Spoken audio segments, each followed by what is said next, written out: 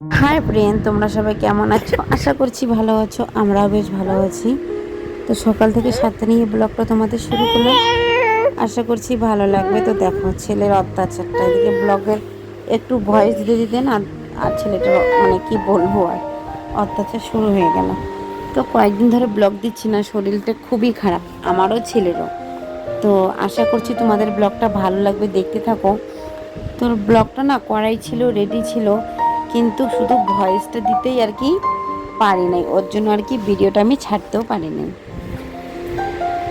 তো আশা করছি ভালো লাগবে তোমাদের। তো এদিকে কাপড়টা আর কি রোদ্রে দিয়ে দিলাম, ওদিকে বিছানাপাতি করে, আর পুচকুসোনাকে এদিকে খেলনাপাতি দিয়ে বসিয়ে রেখেছি এদিকে রান্নাবাড়ি বসাবো বলে।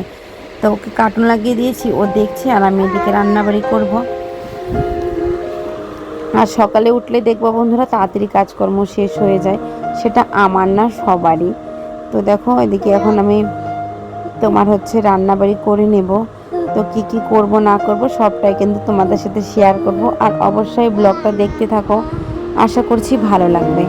তো ছেলের না ফট করে শরীরটা অসুস্থ হয়ে যাচ্ছে। তো ওকে ওই যে টিউমারের ওষুধটা না বন্ধ করে দিব, কারণ ওটার জন্য হয়তো ওর একটু বেশি একটু অসুবিধাটা হচ্ছে।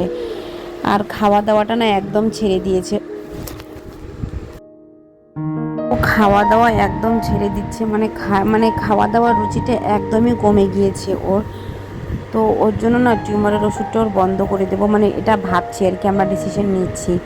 তো এখন ভাবছি কি হোমিও ডাক্তারটা না দেখিয়ে একবারে এখন ওকে প্রাইভেটে নাহলে হসপিটালে আগে দেখিয়ে নেব, যে দেখবো ওটা আদৌ কি টিউমার কি না।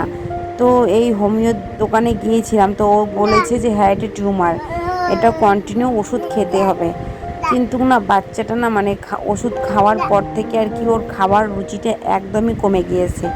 তো ওর জন্য আর ওকে আমি ইচ্ছা করছে না যে কিছু আর মানে ওই ওষুধ খাওয়াই। তো ওকে ডাক্তার দেখাবো, এটাই আর কি, ভালো ডাক্তার একটা দেখাতে হবে।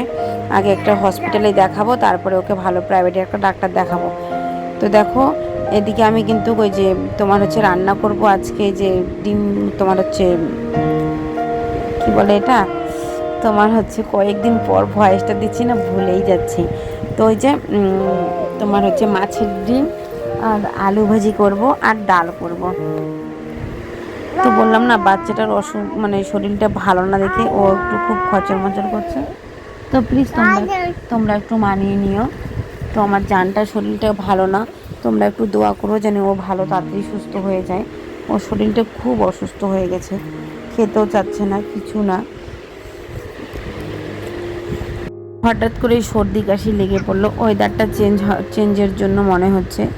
আর মাথা গাও খুব গরম, মনে হয় জ্বর আসবে নাকি। তো খুব শরীরটাও অস্থির অস্থির করছে, বুঝছো তো। আমার সামনেই, আমার পাশেই আছে, আমি ভয়েসটা দিচ্ছি না, ওর খুব খারাপ লাগছে। আমাকে কিন্তু ভয়েস দিতে ইচ্ছা করছে না, কারণ কি বলো তো বন্ধুরা, কতদিন ধরে ব্লগ দিচ্ছি না, 2 দিন হয়ে গেল।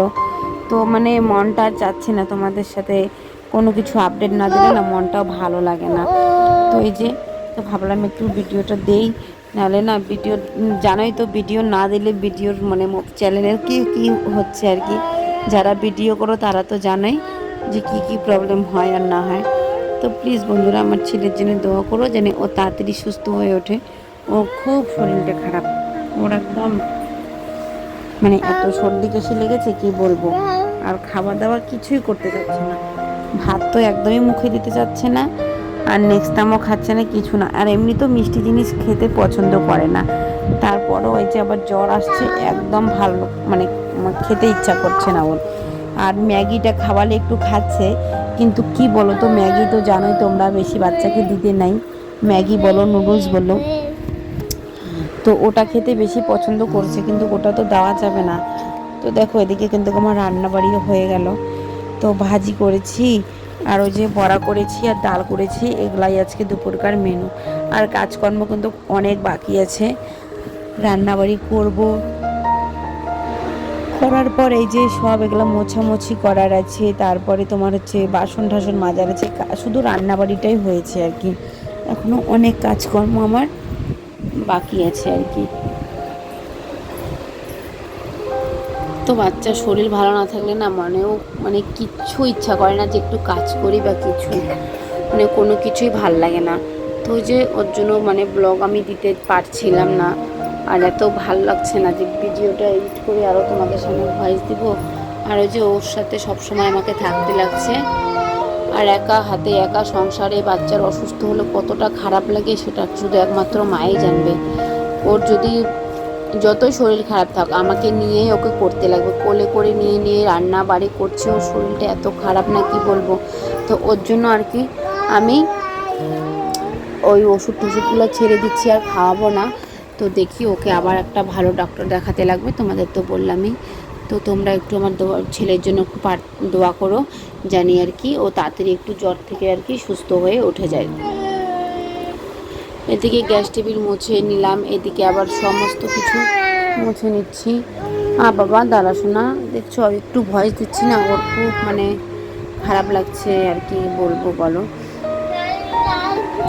তো বাচ্চাটা কীরকম মানে দেখছো তো কেমন করছে, কিচ্ছু খাচ্ছে না, কিচ্ছু যে খাওয়া দাওয়াটা একটু ভালো করে খাবে সেটাও খাচ্ছে না ও।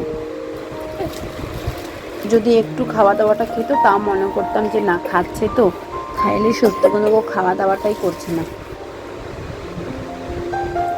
খাওয়া দাওয়া করলে তাও হতো।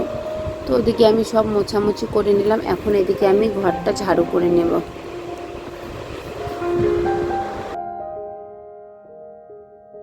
তো ঘর দুয়ার ঝাড়ু করব, ঘর মোছার আছে, অনেক কাজই বাকি আছে বললাম না।